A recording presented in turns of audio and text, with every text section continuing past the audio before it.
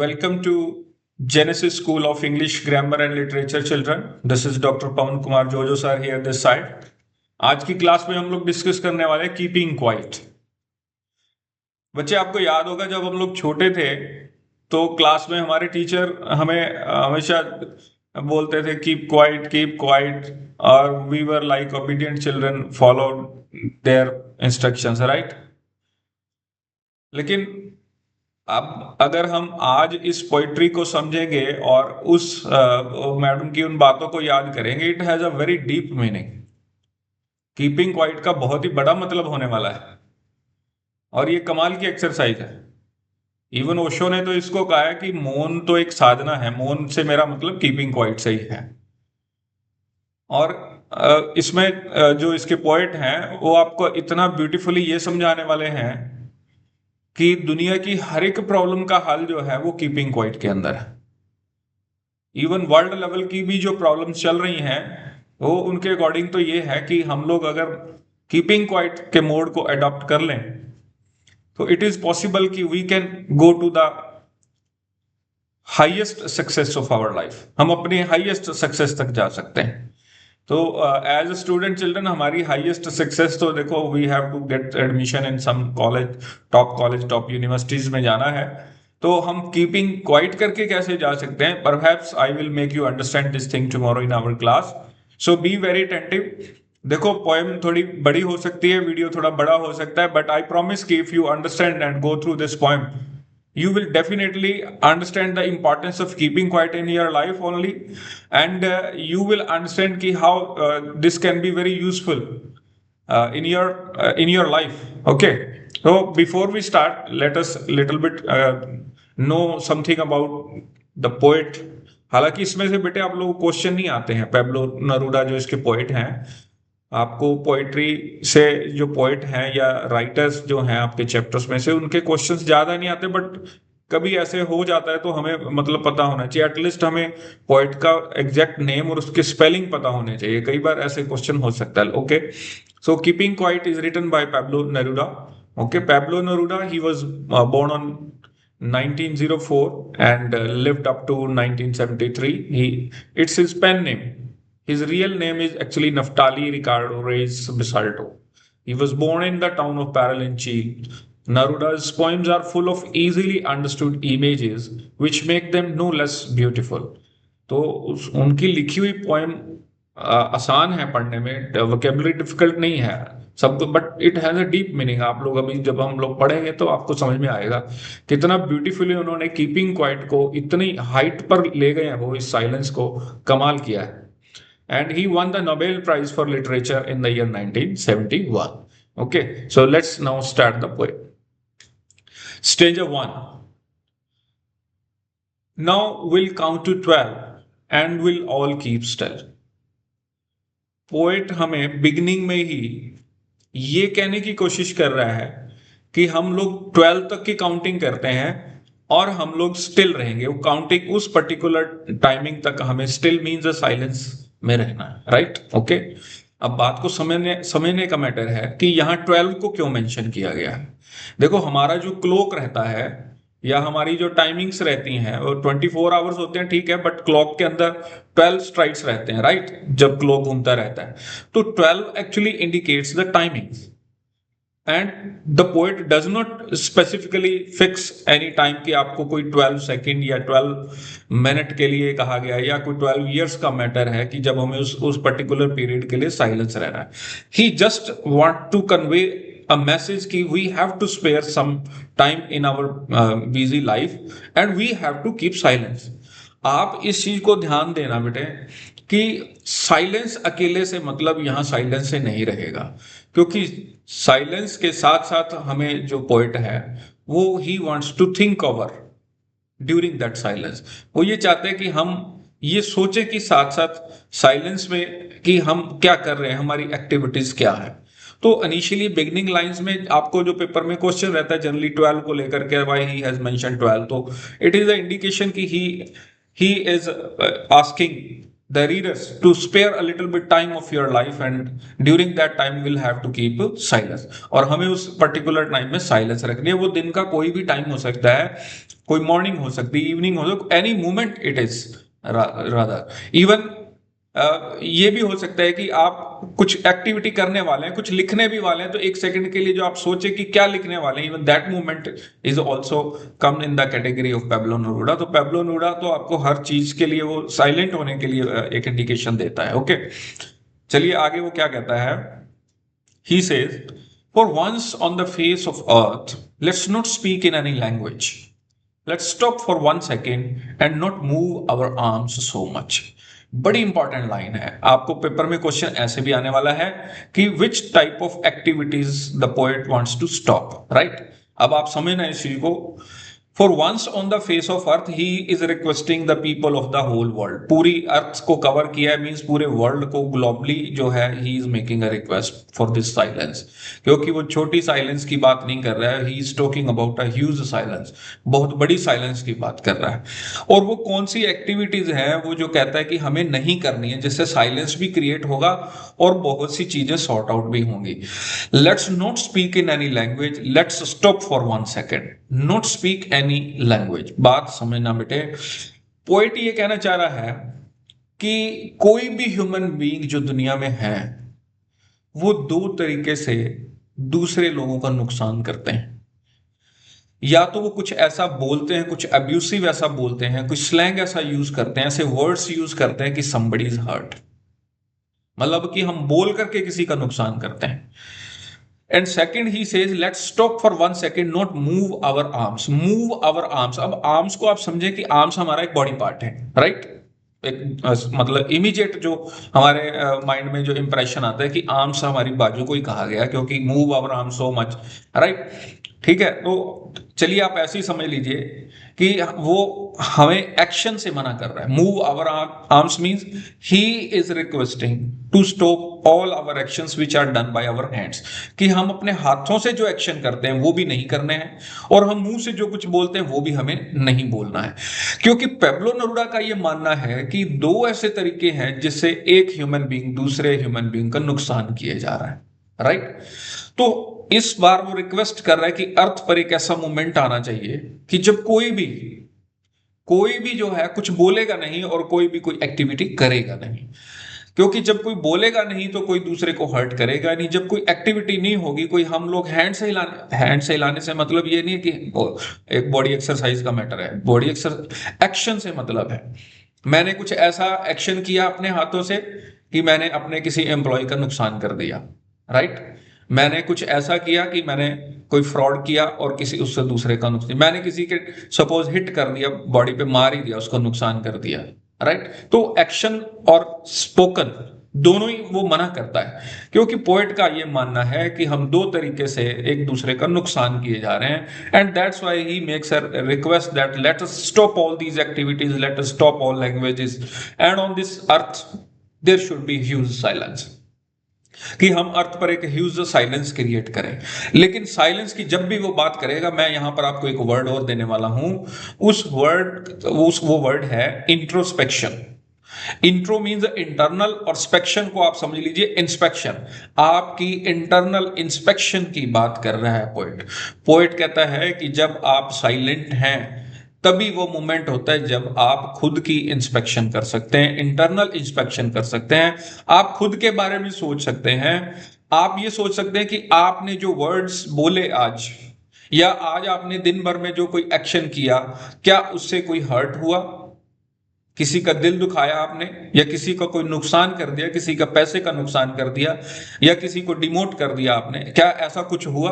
हमने सिर्फ उस, और क्या वो सही था, जस्टिफिएबल था या नहीं था, ये सब डिसाइड करने के लिए एक मोमेंट जो है वो हमें साइलेंस में मिलता है, जो कि पैब्लो नेरूदा हमसे सबसे अपील करता है, राइट। तो अब आगे नेक्स्ट पैरा में जाने से पहले मैं यहाँ तो आपको साथ साथ लिटरेरी डिवाइसेस भी करवा देता हूँ, क्योंकि इसमें आप लोगों को बहुत सारे क्वेश्चन आते हैं आजकल, एमसीक्यूज टाइप स्ट्रेंजर्स वगैरह में बहुत सारे क्वेश्चन आते हैं। तो ऊपर टॉप की जो 2 लाइन रही, मैंने उसमें पहले ही बताया, देखो 2 चीजें एक साथ हो रही है। एक तरफ तो आपको वो 12 तक काउंटिंग के लिए यानी एक्शन करने के लिए कह रहा है, सेकेंड वो आपको कह रहा है कि एक्शन तो नहीं करना है but you have to keep silence.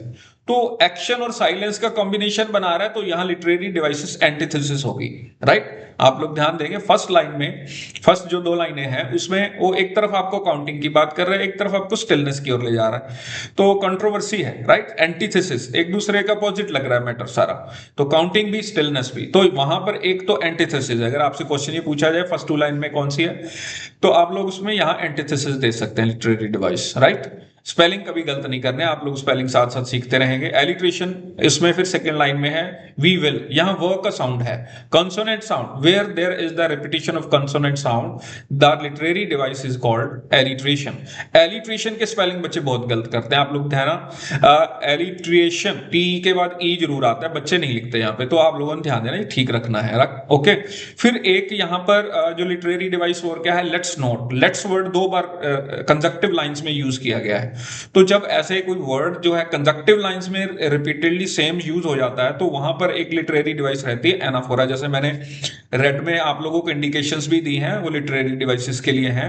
Let's का दो बार यूज हुआ है कंजक्टिव लाइंस में, तो आप लोग यहां पर लिटरेरी डिवाइस पढ़ेंगे एनाफोरा, ठीक है। आर्म्स भी एक लिटरेरी डिवाइस है, क्योंकि देखो आर्म्स मैंने आपको पहले बताया, हम इमीडिएट जो मीनिंग अंडरस्टैंड करते हैं आर्म्स का, वो रहता है हमारे हैंड्स, बाजू, और ठीक है वो हमारा बॉडी पार्ट हो गया। लेकिन इसका एक दूसरा मीनिंग जो डीप मीनिंग पोएट ने आपको दिया है, आर्म्स को यहां पर एम्यूनिशन से भी समझा गया है, यानी कि हम लोग जो न्यूक्लियर वेपन्स जो वॉर के लिए बना रहे हैं, वो बनाने से भी मना करता है वो कहता है कि बजाय इसके कि हम जो है डिस्ट्रक्टिव जो मटेरियल बना रहे हैं, न्यूक्लियर वेपन्स क्रिएट कर रहे हैं, कि वो ना करके हम लोग क्यों ना थोड़ी देर बैठ करके सोचें, इंटरनल इंस्पेक्शन करें कि हमारे एक्शंस कितने जस्टिफिएबल हैं, क्या वो सही हैं या वो गलत हैं। वो हमें इस तरीके से दो ऐसी चीजें करने से मना करता है। मैंने पहले बता दिया, यहां से क्वेश्चन आपको रहेगा कि which type of activities he appeals to the readers that they should stop it, okay, so ये सारी लिटरेरी डिवाइस रहेंगी। अब नेक्स्ट पैरा में क्या आता है, इसमें बड़े सारे क्वेश्चन रहते हैं। It would be an exotic movement, exotic का मीनिंग रहेगा exciting, right. Without rush, without engines, we would all be together in a sudden strangeness. अब यहां पर जो बात आई है, पोएट कहना चाहता है कि एक मूवमेंट ऐसा होने वाला है जो कि बड़ा ही एक्साइटिंग मूवमेंट होगा। वो एक्साइटिंग मूवमेंट कब होगा, विदाउट रश, यहां रश पॉपुलेशन को इंडिकेट करता है। विदाउट इंजन्स, इंजन्स हमारी जो डेवलपमेंट है टेक्नोलॉजी में, हमने इतनी सारी मशीन्स बना ली हैं हर काम के लिए, अब तो रोबोटिक्स और एआई वगैरह भी आ गया है, तो इंजन्स हमारी डेवलपमेंट को इंडिकेट करता है। और अगर हम दोनों को मिलाएं तो हम ये कहें कि आजकल की जो मॉडर्न लाइफ है वो कितनी रशी है, उसके अंदर कितना शेड्यूल हमारा टाइट और बिजी है, और हम लोगों ने कैसे इंजन्स सारी जगह लगा रखे हैं, और हम लोगों ने कैसे अपने सराउंडिंग में एक शोर क्रिएट कर रखा है, नॉइज क्रिएट कर रखा है, राइट। लेकिन वो दोनों चीजों से विदाउट हो जाने को कह रहा है आपको, विदाउट रश। विदाउट रश से मतलब you should be away from the noise of all your surroundings, आपके पड़ोस में होने वाला शोर उससे दूर, आप अपनी जितनी भी टेक्नोलॉजी यूज कर रहे हैं उसको छोड़ छड़ा के जो है, एंड ही रिक्वेस्ट कि we should be keeping silence, कि हम साइलेंट हो जाएंगे, राइट। मैं एक्सोटिक मूवमेंट पे एंड पे आऊंगा, क्योंकि अगली लाइनों से हमें थोड़ा क्लियर होता है। We would all be together, और वो कहता है कि जब ऐसा अगर हो जाता है, अगर मॉडर्न लाइफ में हम लोग कुछ ऐसा टाइम निकाल पाए कि जब हम अपनी सारी सराउंडिंग्स को उसको अलग करके हम अकेले बैठते हैं और हम कीपिंग साइलेंस में जाते हैं और फिर इंटरनल इंस्पेक्शन करते हैं, तो एक बहुत ही बड़ा मूवमेंट होने वाला है, जिसे उसने एक्सोटिक मूवमेंट कहा है। वो वर्ड है, आप लोग यहां से याद रखना, ये एक सिंपल वर्ड नहीं है, together. Together is the indication of the feeling of brotherhood. बहुत बड़ी बात की है पोएट ने यहां पर। पोएट कहता है कि टुगेदरनेस की जो फीलिंग है, जो ब्रदरहुड की जो फीलिंग है, वो सडनली आपके अंदर डेवलप होगी जब आप साइलेंस में जाएंगे, जब आप साइलेंस में अपनी इंटरनल इंस्पेक्शन करेंगे, और जब आपकी सराउंडिंग में कोई शोर नहीं होगा, बिल्कुल साइलेंस होगी, ह्यूज साइलेंस होगी, तो आपको ये फील होगा कि आप जिन ह्यूमन बीइंग से डेली मिल रहे हैं, या उनसे स्पीकिंग में या आपके एक्शन से जो उनका लॉस हो रहा है, एक्चुअली में वो आपके अपने ही ब्रदर सिस्टर्स हैं। So feeling of brotherhood is developed when we go in silence and we introspect ourselves, जब हम अपना internal inspection करते हैं, right? And this is going to be suddenly strangeness. देखो दोनों वर्ड समझने हैं, sudden and strangeness. The feeling which is going to be developed in the silence of the feeling of that brotherhood, it would be a strange feeling and it would be sudden happen out of that silence. Silence के against वो जब आप उसमें बैठते हैं, internal inspection में जाते हैं, तो वो फीलिंग आपको सडनली ऐसे लगेगा कि मैं तो अपने ही ब्रदर्स का लॉस किए जा रहा था, मैंने अपने ही ब्रदर को गलत बोला आज, तो आपको रिग्रेट फील होगा, राइट? और वो कहता है जब आपके मन के अंदर ये फीलिंग आ गई, टुगेदरनेस की फीलिंग आ गई, राइट, तो that moment is called exotic moment. That is going to be the exotic moment, exciting moment, when we all would be keeping silence, would be introspecting ourselves, will be admitting our guilts, will be regretting, and will feel the presence of our brothers and sisters, and will not create any ruckus, and will not speak any rough language, abusive language for others, and will not try to harm anybody. तो वो silence का इतना बड़ा effect देने वाला है आपको, कहते हैं कि ऐसे होगा कि आपको लगेगा कि जिनके साथ आपने बुरा किया वो तो आपके अपने ही थे. वो फीलिंग डेवलप होती है, साइलेंस का इतना बड़ा फायदा होगा, राइट? तो आपको यहां से जो क्वेश्चंस मिलने वाले हैं कि what is the exotic movement been called by the, and why he prefers without rush, without engines, right? So why the feeling of this togetherness is sudden and strange, and these type of questions will be there. Okay, then he says fishermen in the cold sea wouldn't harm whales, and the man gathering salt would look at his hurt hands. एक एक line बड़ी important है बेटे समझना, और हर एक line से आपको क्वेश्चन आने वाले हैं. ओके, जब हम फिशरमैन की बात करते हैं, कोल्ड की बात करते हैं, कोल्ड सी सॉरी, देन हम लोग वेल्स की बात करते हैं, सॉल्ट की बात करते हैं, ये सारे हमारे नेचुरल रिसोर्सेज हैं. तो वो पोएट ये कहना चाह रहा है कि हम लोग, यानी हम लोग में उसने वर्ल्डली लेवल पे, मैंने शुरू में ही अर्थ उन्होंने यूज किया, बता दिया आपको कि वो उसकी अपील सबसे है जो इस धरती पर रह रहे हैं, सबसे, एवरीबडी, इवन पूरा यूनिवर्स इंक्लूड किया है, राइट? तो हम लोग देखो नेचुरल रिसोर्सेज को यूज कर रहे हैं, हम सी को यूज कर रहे हैं, उसके अंदर जो फिश हैं उनको कंज्यूम कर रहे हैं, जो सॉल्ट है वो भी लिए जा रहे हैं. मतलब यहाँ हमारी एक रिलेशनशिप क्या है नेचर के साथ, कि nature is giver and we are the taker. हमने रेगुलरली जो है नेचर को कंज्यूम किया है और इस लेवल तक कंज्यूम कर लिया. मैं आपको यहाँ, आपका एक पिछला चैप्टर है +1 का, द एलिंग प्लैनेट, अगर आपने बड़े अच्छे से पढ़ा होगा तो उसमें पालकीवाल ने बड़े अच्छे से समझाया है, कमाल से तरीके से उन्होंने एक्सप्लेन किया कि किस तरीके से ह्यूमन बीइंग ने इस धरती पर जो है वो डिस्ट्रक्शन क्रिएट कर दिया. इवन आपके +2 में भी एक चैप्टर रहेगा, journey to the end of the earth, जिसमें वो ब्यूटीफुली जो है राइटर आपको बताती है कि इतने सालों लगे मतलब इस धरती को बनने में, और ह्यूमन बीइंग ने तो कुछ सालों में सारी धरती का सत्यानाश करके रख दिया, राइट? चलो एनी हाउ, अब हम इस पोएम को कैसे समझने वाले हैं. फिशरमैन जो है वो कंज्यूमर्स हैं, हम लोग हैं, राइट? हम लोग डेली जो है अर्थ के रिसोर्सेज को यूज कर रहे हैं, चाहे यहाँ मैटर सिर्फ सी से लिया गया है, but it is representing all natural resources of the अर्थ. अब देखो सी को कोल्ड सी कहा है, कोल्ड सी. कोल्ड लिटरेचर के अंदर आप समझना बेटे, कोल्ड को समझा जाता है emotionlessness, where there is no emotion, no complain, no guilt, कुछ लेना देना नहीं है.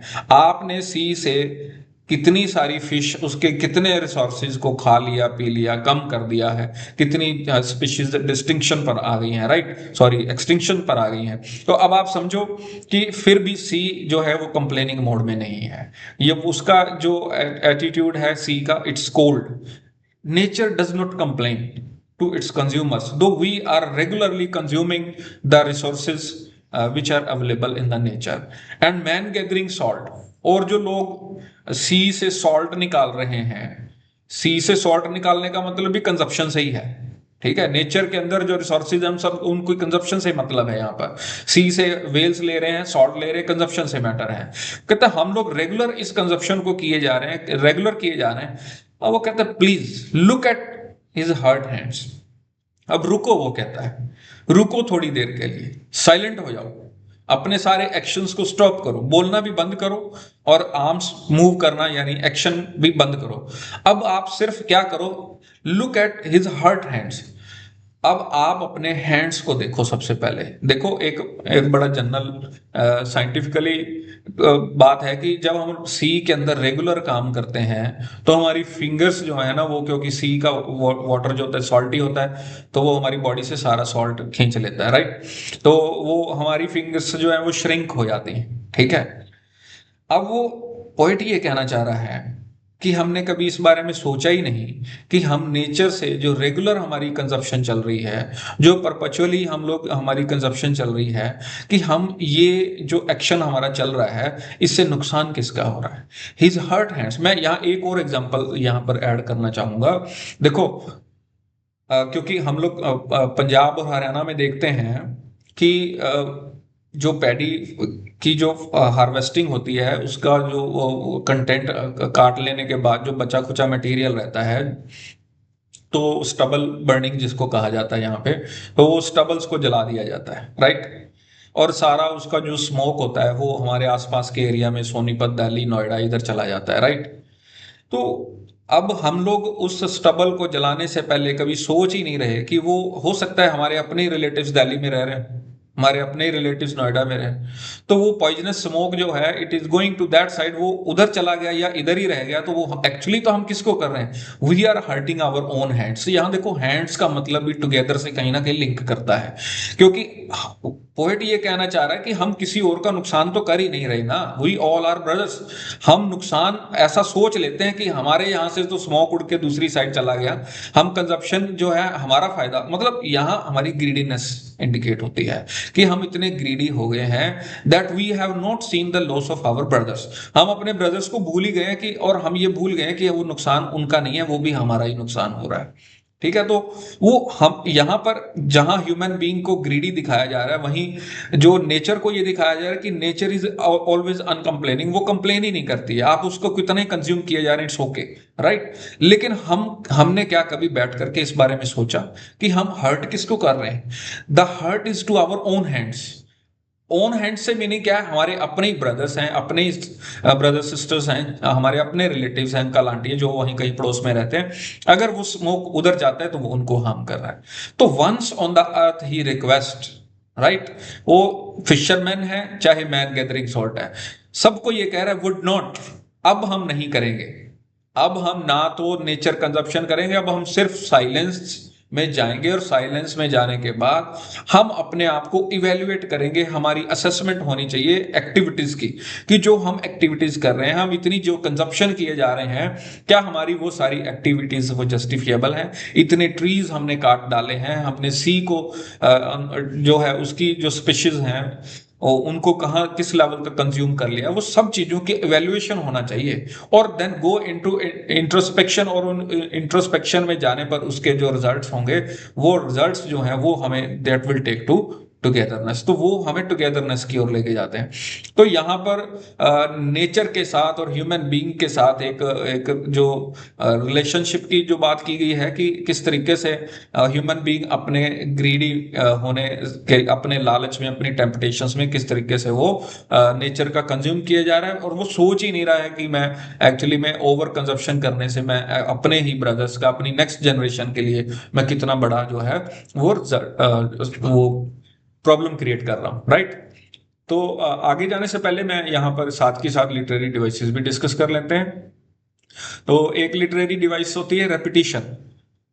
नियर बाय लाइंस में रेगुलर अगर कोई सेम वर्ड यूज हो जाता है, जैसे यहाँ विदाउट रश, विदाउट इंजन आ गया, तो यहाँ रेपिटिशन लिटरेरी डिवाइस रहेगी। एलिट्रेशन मैंने पहले ही आपको बता दिया कि साउंड जो है, कॉन्सोनेंट साउंड जो रिपीट हो जाता है, जैसे यहाँ फिर से वी वुड, तो व का साउंड जो है रिपीट है, तो इसलिए एलिट्रेशन है, स्पेलिंग ठीक रखने आपने। सडन स्ट्रेंजनेस, तो sound of S is there, so alliteration is there. Cold sea imagery, ये बात समझना है, कोल्ड सी से यहाँ एक इमेज क्रिएट है। देखो, जो वर्ड पढ़ने के बाद माइंड के अंदर एक पिक्चर क्रिएट होती है उस तरीके की। अब कई बार बच्चे कहते हैं सर ये तो कोई भी वर्ड पढ़ लेंगे तो हमारी इमेज तो क्रिएट हो, ऐसा नहीं होता, इट्स रियल। जैसे आपकी एक पोएम है माई मदर एट 66 में, उसमें young trees sprinting, young trees sprinting, और एक है मैरी चिल्ड्रन स्पिलिंग, तो वहां इमेजरी है। क्योंकि कुछ ऐसे स्पेसिफिक वर्ड्स रहते हैं जब हम उनको पढ़ते हैं तो हमारे माइंड में कोल्ड सी तो पढ़ते हैं, ऐसा इमेज क्रिएट होता है, ठीक है। तो अब इस तरीके से यहाँ इमेजरी रहेगा। हिज हर्ट हैंड्स, यहाँ पर कंसोनेंट साउंड रिपीट हो रहा है तो इसलिए यहाँ पर एलिट्रेशन रहेगा। ओके, स्टेंजा 4 में हम लोग देखते हैं those who prepare green wars with gas, wars with fire, right? Victory with no survivors, very important line, victory with no survivors। अब देखो पोएट क्या कह रहा है कि हम लोगों ने अपने सराउंडिंग में डिफरेंट तरीके के वॉर क्रिएट कर लिए हैं, ठीक है। फर्स्ट वॉर उसने हमें कहा है ग्रीन वॉर।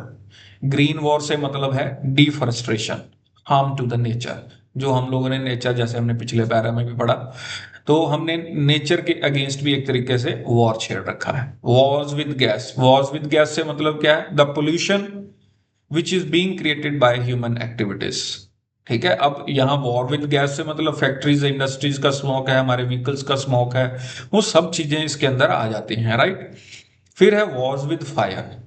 फायर से मतलब न्यूक्लियर वेपन, दूसरे वेपन जो डिस्ट्रक्टिव वेपन्स हैं, जो हम एक दूसरे को मारने के लिए और हम लोगों ने एक दूसरे को डिस्ट्रॉय करने के लिए क्रिएट कर लिए हैं, तो हैं तो सारे war actually, right.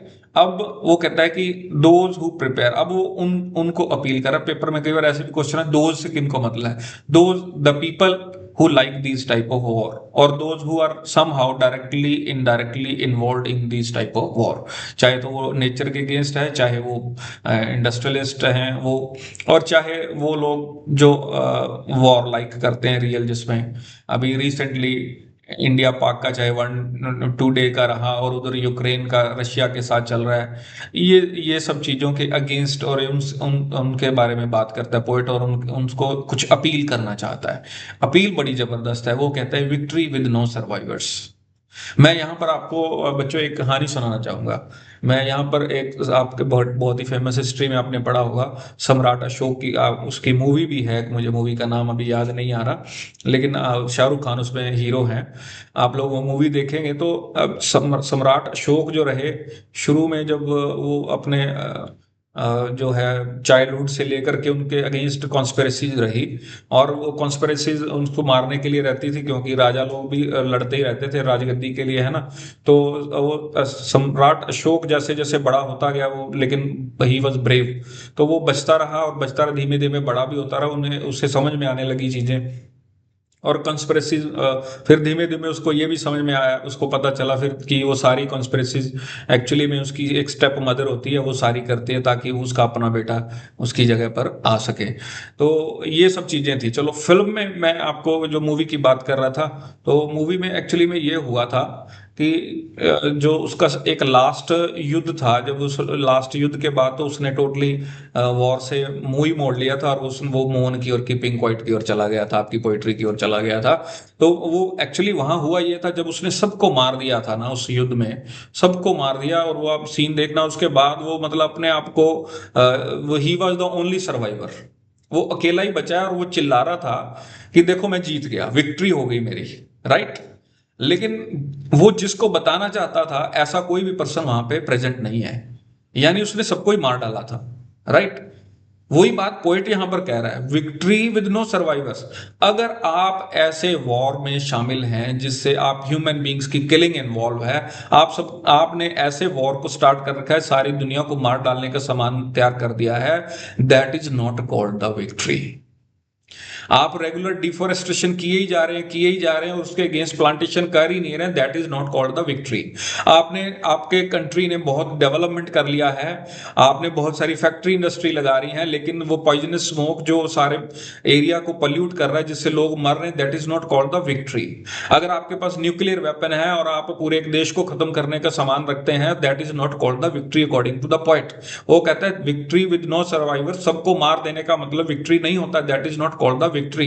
So he is appealing to all those people who have created different type of wars, either it is against the nature or it is against the human being, वो इसको victory नहीं कहता है। आप बात को सुनो, paper में क्वेश्चन आएंगे, explain victory with no survivors, कि लोगों को मार करके आप अगर ये डिक्लेयर करना चाहते हैं कि आपने इस युद्ध को जीत लिया, आप इसमें विनर हैं, यू आर नॉट, आप नहीं, I am sorry he says, right.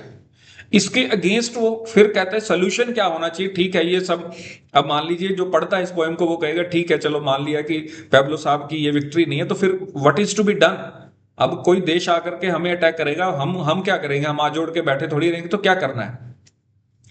When he says would put on clean clothes and walk about their brothers in the shade doing nothing। देखो वो कह रहा है कि मैं यही तो कह रहा हूं, करना तो कुछ है ही नहीं, doing nothing. Would put on clean close का मतलब यहां पर ये रहेगा, क्लीन क्लोज देखो आप जनरल मीनिंग तो यही है कि साफ सुथरे कपड़े डालने से, यहां पर मीनिंग ये है with neat and clean heart, with pure spirit, with a different mind, with a change of different mind से आपने सोचना है। And walk about their brothers in the shade. आप लोग जो है शेडी प्लेस का मतलब ये रहता है जहां पर छाया रहती है, जहां सनलाइट डायरेक्ट आपको नहीं आपके फेस पर पड़ी, यहां पर मतलब जो away from all the problems, right. आपने अपने ब्रदर्स के पास जाना है, उनके पास बैठना है, करना कुछ नहीं है, डूइंग नथिंग। लेकिन आप इस चीज को समझना, कई बार बच्चे मिसअंडरस्टैंड करते हैं, डूइंग कुछ भी नहीं करना है, कुछ भी नहीं करने से मतलब क्या है, ही जस्ट वांट्स टू से कि you will go in silence and you will assess your activities. अगर सारी दुनिया अगर ऐसा करे दिन भर में, वो अपनी एक्टिविटीज को लेकर के अपने आज जो दिन भर में उसने जो वर्ड्स बोले दूसरों के लिए, अगर हम लोग दिन भर में कुछ टाइम स्पेयर करें और अपनी असेसमेंट करें तो सारी प्रॉब्लम्स सॉर्ट आउट हो सकती हैं। घर की भी सॉर्ट आउट हो सकती हैं, अगर आपके नेबरहुड की है वो भी सॉर्ट आउट हो सकती हैं, इवन कंट्रीज की भी अपनी अपनी प्रॉब्लम सॉर्ट आउट हो सकती हैं। ऐसा नहीं है कि रशिया और यूक्रेन की प्रॉब्लम सॉर्ट आउट नहीं हो सकती है, पैब्लो नेरूदा के अकॉर्डिंग तो हो सकती है। अगर दोनों ही कंट्री के जो भी रिप्रेजेंटेटिव अथॉरिटीज हैं वो बैठ करके साइलेंस में इसका कोई सोल्यूशन निकालने की कोशिश करें तो इट इज पॉसिबल, राइट। लेकिन विक्ट्री इस चीज में नहीं है कि हम उसको मार रहे हैं, वो हमें मार रहे हैं और हम लोग अल्टीमेटली किलिंग एक दूसरे की कर रहे हैं, that is not called the victory according to Pablo Neruda, right. तो वो कहता है कि with a different perspective, with a change of mind, with a new mind, right, will have to walk with our brothers. अपने brothers के साथ एक ऐसी जगह बैठे जहां पर कोई इल विल नहीं है, हम साइलेंटली वहां बैठेंगे और करना तो कुछ है ही नहीं ना, बस करना कुछ नहीं है। Will go in keep silence and just will introspect, हम इंट्रोस्पेक्ट करेंगे, हमारा इंस्पेक्शन होगा खुद का, हमारी अपनी एक्टिविटीज का। या अगर मैं ये कहूं कि बजाय हम दूसरों को सुधारने के खुद को सुधारने का जिम्मा ले लें, तो I think according to Pablo Neruda वो कहता है कि सारी दुनिया का सुधार हो सकता है। प्रॉब्लम ही वहां क्रिएट होती है कि जब हम बोल करके सामने वाले को सुधारना चाहते हैं, है ना, हम सामने वाले के दो, अगर उसने हमारे एक थप्पड़ मार दिया तो हम 3-4 मार करके जो है हम सोचते हैं कि तभी वो सुधरेगा, राइट। लेकिन पैब्लो नेरूदा इसको हल नहीं मानते। पैब्लो नेरूदा के अकॉर्डिंग जो है it is different way, he says कि all matters can be sorted out just by going in silence and internal inspection, right. तो चलो इसके अंदर हम लोग लिटरेरी डिवाइसेस भी साथ साथ डिस्कस कर लेते हैं। इसमें एलिट्रेशन भी है, जो सेकेंड लाइन है वॉर्स विद, इसमें रेपिटेशन भी है, सेम वर्ड यूज हो रहे हैं, रेपिटेशन भी कह सकते हो। एलिट्रेशन में वॉ का साउंड भी आ रहा है, वॉर्स विद वॉ का साउंड रहता है, तो एलिट्रेशन भी है, राइट। फिर क्लीन क्लोज जो है वो यहाँ एलिट्रेशन भी है और साथ ही साथ ये सिंबलिज्म भी है इसके अंदर, ठीक है, आप ध्यान देना। क्योंकि क्लीन क्लोज को मैंने कहा कि ये it's about NEET and clean heart and spirit, एक डिफरेंट पर्सपेक्टिव से, डिफरेंट माइंड से आपने सोचना इसके बारे में, राइट। तो ब्रदर्स का मतलब मैंने पहले ही कहा, जैसे टुगेदर को हमने सिंबलाइज किया था कि वो टुगेदरनेस जो है ब्रदरहुड का मैटर है, यहाँ ब्रदर्स का मतलब मैनकाइंड से रहेगा। और इन द शेड जो है वो मेटाफोरिकली यूज किया गया है, क्योंकि शेड एक शेडी प्लेस जो होता है it protects us from the sunlight, ठीक है। तो यहाँ पर शेड में बैठने से मतलब क्या है, sitting in the peaceful place and with harmony से when we sit along with our brothers, right. तो इस तरीके से यहाँ पर लिटरेरी डिवाइसेस यहाँ क्रिएट होती हैं। Let's go to the next para 5। What I want shouldn't be confused with total inactivity. Life is what it is about. I want no truck with that. बड़ा इंपॉर्टेंट पैरा है। समझना इस चीज को। मैंने पहले ही कह दिया वैसे लास्ट लास्ट पैरा में कि ज्यादातर बच्चे डूइंग नथिंग को ऐसे समझ लेते हैं कि कह रहे हैं कि कुछ नहीं करना है। इवन वो कई बच्चे तो पूछते भी हैं क्लास में कि सर अगर हम लोग पढ़ बिल्कुल जो है जैसे एग्जामिनेशन टाइम अब डूइंग नथिंग और बस इंट्रोस्पेक्शन ही कर लें, है ना, तो क्या हम लोग बढ़िया मार्क्स लेकर के पास हो जाएंगे? ऐसा नहीं है यहाँ। अब वो देखो क्लियर कर रहा है, what I want shouldn't be confuse with total inactivity. देखो कहता मैं आपको टोटल इनएक्टिव नहीं करना चाहता, टोटल पैसिव नहीं बनाना चाहता। आई डोंट वांट कि आप अपने रेगुलर जो वर्क है आपका एज स्टूडेंट, आपका पढ़ने का काम है, या एज टीचर मेरा जो पढ़ाने का काम है, मैं आपको वो स्टॉप करने के लिए नहीं कह रहा। Life is what it is about, ये समझना।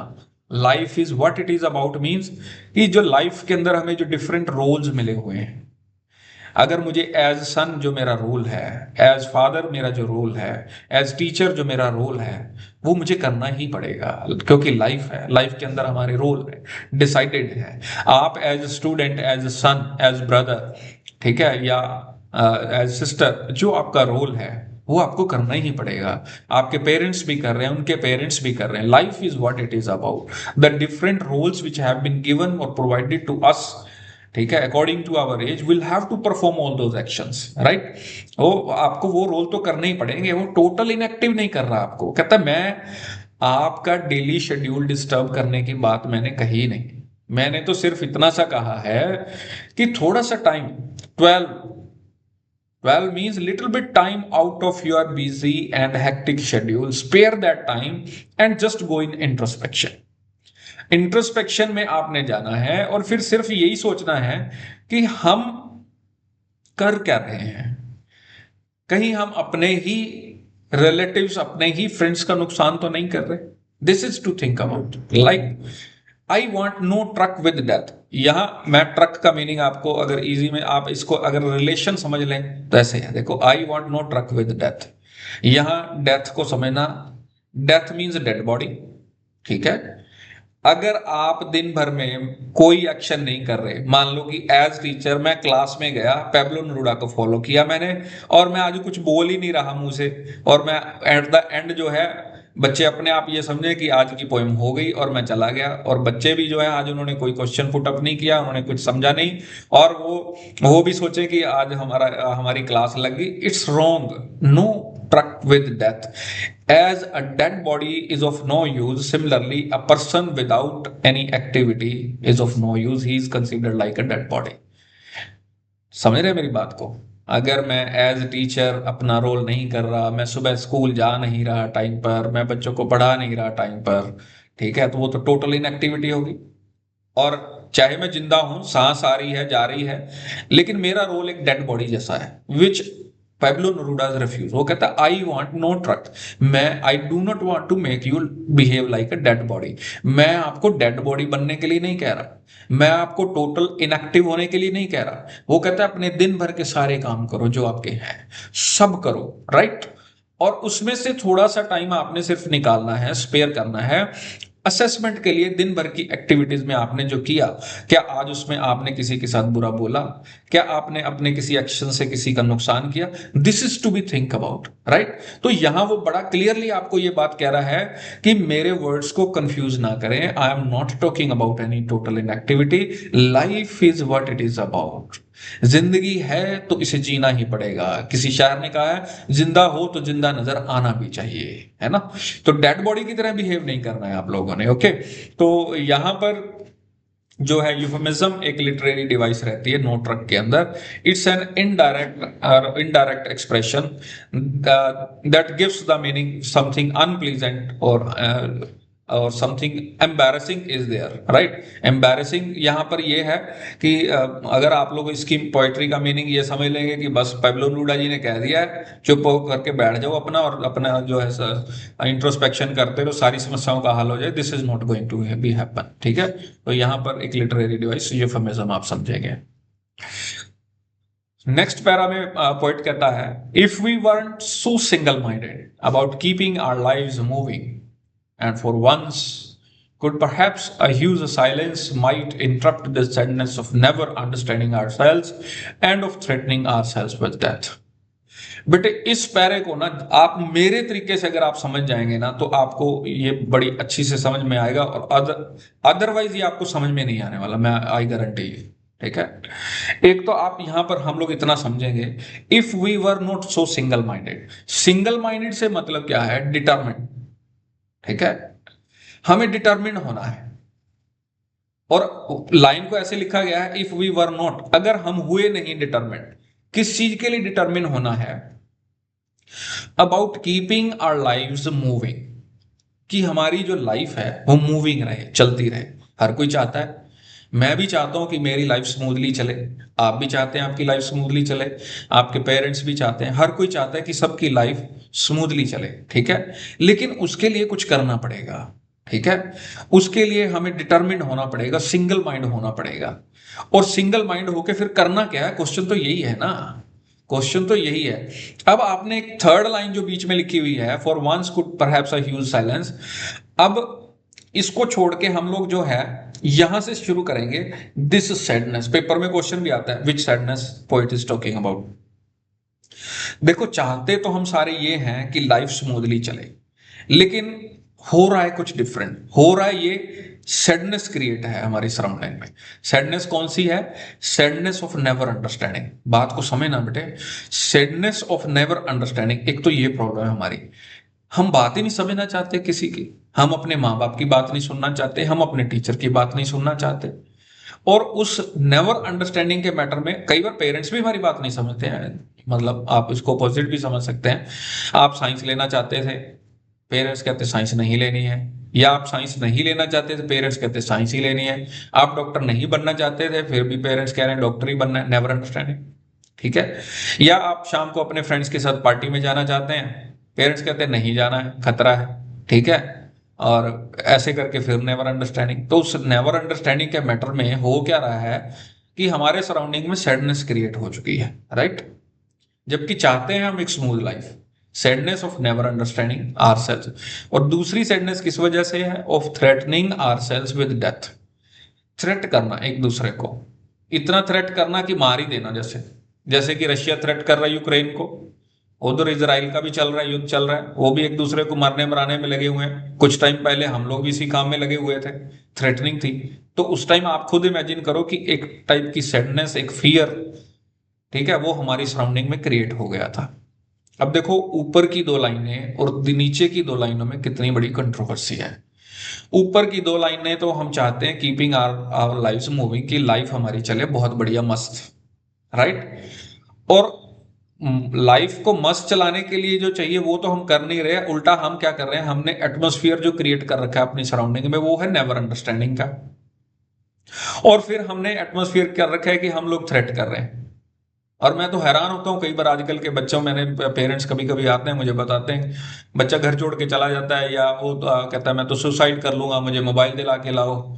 ऐसी ऐसी बातें सुनने को मिले। कितनी बड़ी थ्रेट है पेरेंट्स के लिए, और उसकी वजह से लाइफ कितनी डिस्टर्ब है माँ बाप की, खुद की। आप लोग क्यों नहीं समझते? I don't understand this. Luxury चीजों के लिए आप लोग अपने पेरेंट्स को कितना तंग करते हैं कई बार। और अपनी लाइफ के अंदर भी सैडनेस फिलअप कर लेते हैं, और कैसे माँ बाप को भी परेशान करते हैं, है ना? चलो, ये एक बड़ा छोटा एग्जांपल है। बड़े एग्जांपल्स की बात करें तो मैंने आपको पहले ही बता दिया, रशिया यूक्रेन थ्रेटनिंग, उनकी भी अंडरस्टैंडिंग नहीं है ना? इंडिया और जब पाकिस्तान का मैटर चलता रहता है, अंडरस्टैंडिंग नहीं है। चाहे हमारे यहाँ पर इंसिडेंट्स हुई, वो पुलवामा का चला, या उसके बाद पहलगाम के इंसिडेंट, नेवर अंडरस्टैंडिंग का मैटर ही है सारा। और उसमें थ्रेटनिंग ऑलरेडी इन्वॉल्व है, क्योंकि किलिंग भी हुई है ना? तो चीजें जो हमारी सराउंडिंग की जो सैडनेस है, वो it is based on never understanding and threatening. वहां चल रही है नेवर अंडरस्टैंडिंग और थ्रेटनिंग। जबकि चाहते हैं हम ऊपर की लाइन कि कीपिंग आवर लाइफ मूविंग, कि लाइफ चले स्मूथली।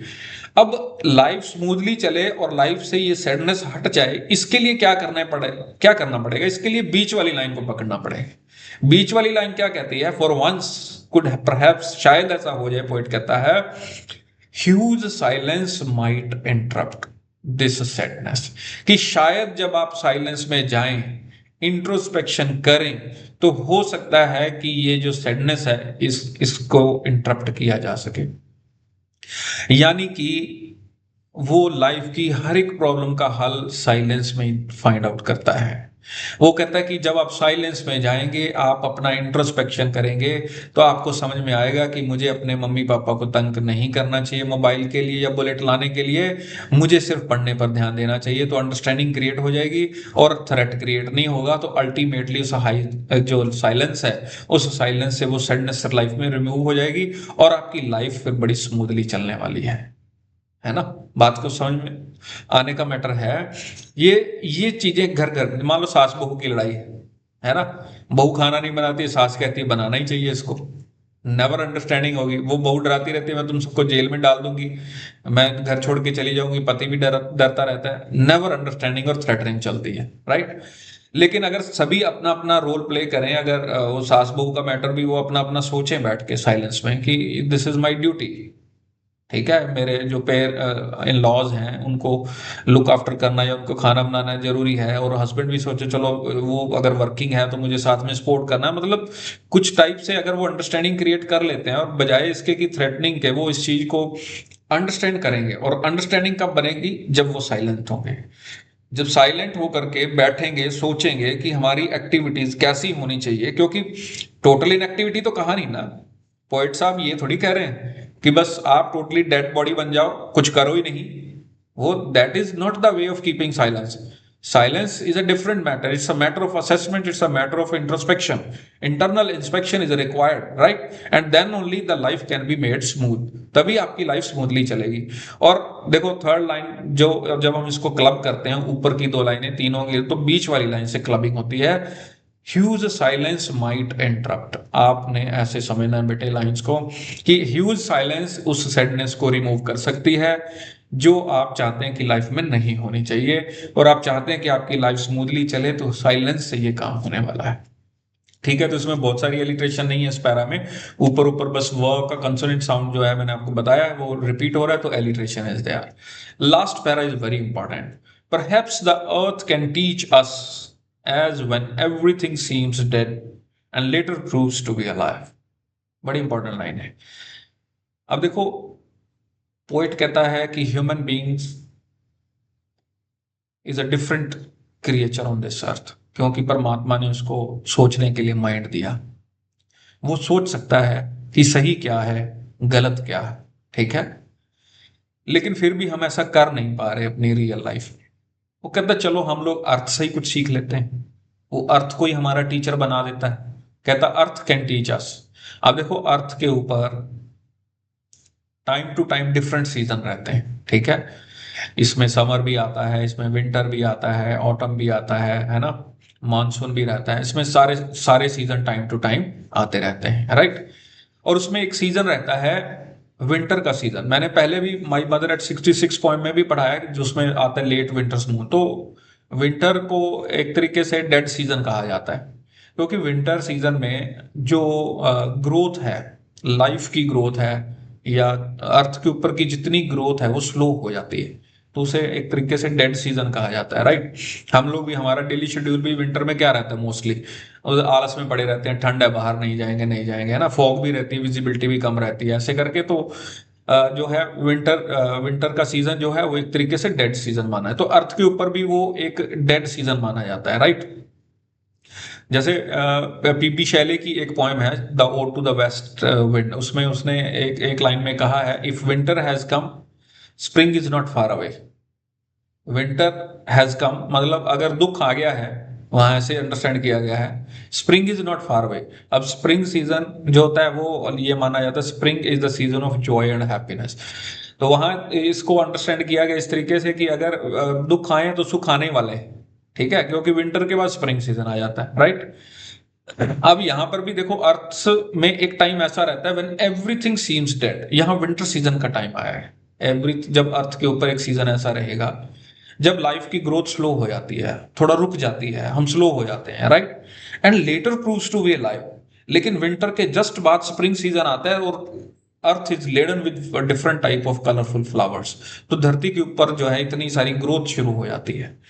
समझ रहे हैं बात को। अब वो उस डेड सीजन को जब यहां मेंशन किया है पोएट ने, तो वो यहां साइलेंट सीजन की बात कर रहा है कि अर्थ जो है, अर्थ ने भी इस ह्यूज साइलेंस की इंपॉर्टेंस को समझा है।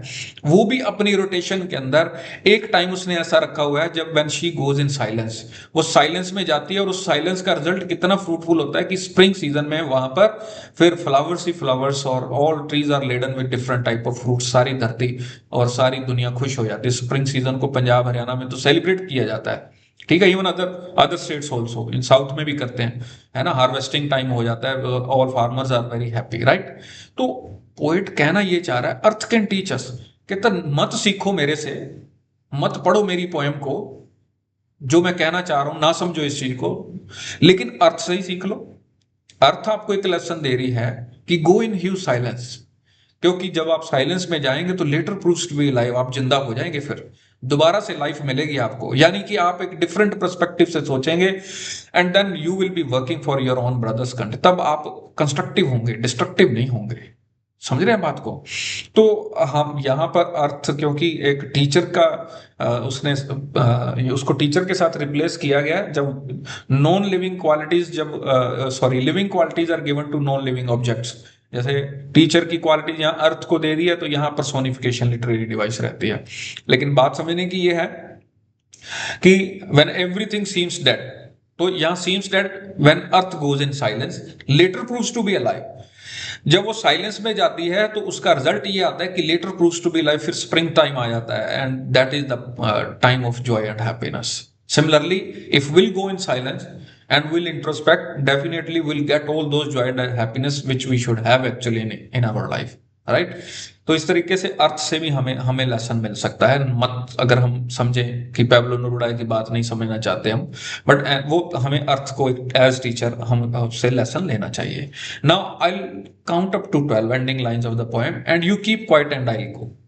अब वो पोएट रिक्वेस्ट करता है, चलो ठीक है, बहुत हो गया पोएम के बारे में, अब हम लोग काउंटिंग स्टार्ट करते हैं, and you keep quiet and I go. कई बार बच्चे पूछते हैं कि सर आई गो, वो तो ये कह रहा है कि आप लोग साइलेंस करो, मैं तो जा रहा हूं। आई गो का मतलब यहाँ ऐसे नहीं है कि वो खुद तो पोएम से हट के बाहर जाना चाहता है और हमें साइलेंट होने के लिए कह रहा है, ऐसा नहीं है। He is also going to go in silence. I go means I am going in my silence, you also keep quiet, ठीक है। 12 का मीनिंग वही है। I'll count up to means let us spare some time in our life and we should go in silence. Poet कह रहा है मैं भी अपनी silence में जा रहा हूँ, let me examine my activities and you examine your activities, and definitely we'll come out with some different type of constructive perspective, and so that we can live for the earth। हम अर्थ पर जितने भी हमारी negative activities हैं, वो बोलने से हो रही हैं या हमारे एक्शन से हो रही हैं, वो सारी हम स्टॉप करेंगे, क्योंकि हम चाहते हैं, सारे हम सभी चाहते हैं कि लाइफ स्मूथली चले, लेकिन हमने अपने सराउंडिंग में जो सैडनेस क्रिएट की है उसकी वजह से ये प्रॉब्लम आ रही है। तो बेटे बहुत सारे क्वेश्चंस, जैसे कि सिंगल माइंड होने के लिए पोएट क्यों रिक्वेस्ट करता है, what can interrupt the sadness, what type of sadness is there, इस टाइप के क्वेश्चन वहां पर आएंगे। Why how earth can teach us a lesson, ये बड़ी इंपॉर्टेंट लाइन है, how earth can teach us a lesson, and why the poet ask और ask the readers to count up to 12। 12 के लिए काउंटिंग के लिए क्यों बोलता है, so that everybody can go in silence and they can introspect themselves. So इस तरीके से जो है पोएट बहुत सी, चलो थोड़ा सा पोएटिक एनालिसिस जल्दी जल्दी कर लेते हैं। It's a powerful call for introspection and peace, मैंने पहले ही बता दिया। Introspection is very important word, आप लोग ध्यान देंगे, अकेली साइलेंस का मैटर नहीं है, साइलेंस के साथ introspection means internal inspection, my own examination, मेरा अपना खुद की एक्टिविटीज का, मेरी खुद की अपनी जो है, जो लैंग्वेज है उसका इंस्पेक्शन है। Then he encourages humanity to pause, reflect and find a deeper understanding of themselves and their connection to one another. तो वो अपील करता है सबसे कि हम लोग दूसरों के साथ हमारे रिलेशनशिप को लेकर के हमें समझना चाहिए। ऐसे नहीं है कि मैंने अपनी फसल काट ली और बची हुई स्टबल को जला दिया, अब धुआं कहीं मर्जी जाए, मैं तो अपना सेफ हूं, ऐसा नहीं है। We have to understand the deeper meaning, right. Then he proposes a collective moment of stillness and counting to 12, तो वो बात हो गई है हमारी already. To achieve a state of global inactivity, yes ये बड़ी बात है। देखो मैं यहाँ एक एग्जांपल आपको और देना चाहूंगा, चाहे वो, चलो दैट वाज वेरी अनफॉर्चुनेट, जब हम लोग कोरोना के टाइम में थे, आप लोगों ने देखा होगा कि एक ग्लोबल इनएक्टिविटी हो गई थी। We had locked ourselves into the four walls of our home, सबने अपने आप को सबने बंद कर लिया था। मेरे अकॉर्डिंग मुझे लगता है कि वो उस टाइम में एक ह्यूज साइलेंस की एक एक्टिविटी हुई, और शायद उससे फिर हमने एक लेसन सीखा कि यस, अब हमें अपने जो है सराउंडिंग को, क्लीनलीनेस पर ध्यान देना है, प्लांटेशन पर ध्यान देना है, और अब ऐसी प्रॉब्लम्स को जो है ग्लोबली वॉच आउट किया जाता है, और उस पर जो है अब नेशनल डेज जो है कम मनाए जाते हैं, इंटरनेशनल डेज ज्यादा मनाए जा रहे हैं, वर्ल्ड लेवल पर डेज मनाए जाने लगे हैं, ठीक है ना। तो ग्लोबल एक्टिविटी है एक्चुअली में ये। So then temporary halt to the constant, halt माने एक स्टे है, वो एक तरीके का आपकी रेगुलर भागदौड़ की लाइफ से वो कहता है कि थोड़ा स्टे करके उसमें से थोड़ा टाइम निकाल के सोचो जरा। So this is a thoughtless activity. तो थॉटलेस एक्टिविटी का मतलब यही है, बस सोचना कुछ नहीं है, ठीक है। दैट ऑफन लीड्स, क्योंकि जब हम लोग कोई एक्टिविटी करते हैं ना, तब तो डिस्ट्रक्शन ही करते हैं। तो बस वो कहता है कि अब हमें ऐसी एक्टिविटी करनी है, बस बैठ के आराम से अपनी एक्टिविटीज को इवेल्युएट करना है, राइट। तो इसके बाद चलो हम वो फिर चलो पोएम तो हो गई, एनालिसिस भी हो गया, वो एडवोकेसी किस चीज की कर रहा है, कहना चाहता क्या है, आपको करना क्या चाहिए, ठीक है। तो keeping quiet is a direct reflection of Pablo Neruda's political and personal beliefs. As a poet, diplomat, and politician, he witnessed the horrors of war and social injustice first hand. हाँ, वो पोएम उसने तब लिखी थी जब he had faced the war situation। तो जब उसने वहां पर वॉर्स विद फायर की बात की है, या जो उसने फिशरमैन इन द गोल्ड सी, वहां जो बातें हुई हैं, है ना, वो बातें उसको कहीं ना कहीं हर्ट की थी, तो उसने ये पोएम लिखी है। और हमारे सामने जो उसने एडवोकेसी की है, वो इस चीज की है, एंटी वॉर, ठीक है। Neruda's experience with the Spanish Civil War and the broader political turmoil of 20th century fueled his deep-seated anti-war sentiments। तो वो इस पोएम में एक्चुअली वॉर को लाइक नहीं करता, वो कहता है हमें वॉर में नहीं जाना चाहिए, हमें साइलेंस में जाना चाहिए, ठीक है। फिर एडवोकेसी फॉर द ऑप्रेस, ये बात समझने वाली है। कहता है हमने सी के सारे रिसोर्सेज को खाना पीना शुरू कर दिया, खाए जा रहे हैं, खाई जा रहे हैं, फिश जितनी चाहिए उससे ज्यादा निकाल लेते हैं, है ना। और हम अपने टेम्पटेशन में, अपने ग्रीड में भूले ही बैठे हैं। ठीक है, नेचर कंप्लेनिंग नहीं है, ऑप्रेस्ड है नेचर, यहाँ ऑप्रेस्ड है, ठीक है। लेकिन वो कंप्लेन नहीं करे, लेकिन फिर भी हमें इस बारे में सोचना पड़ेगा, ओके, कि हम उसका एक्सप्लॉइटेशन ना करें। तो इस सोशल इनजस्टिस का मैटर भी था।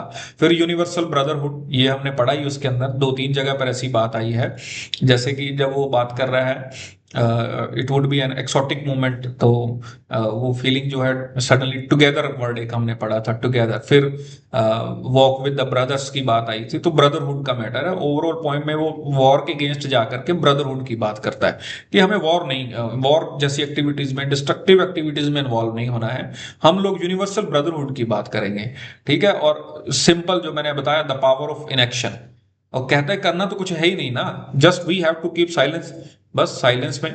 थीम्स इसके जो हैं आप लोग, मैंने पहले बता ही दिया है, introspection and self understanding, very important. The central theme is need for people to stop their frantic pace of life and look for inward.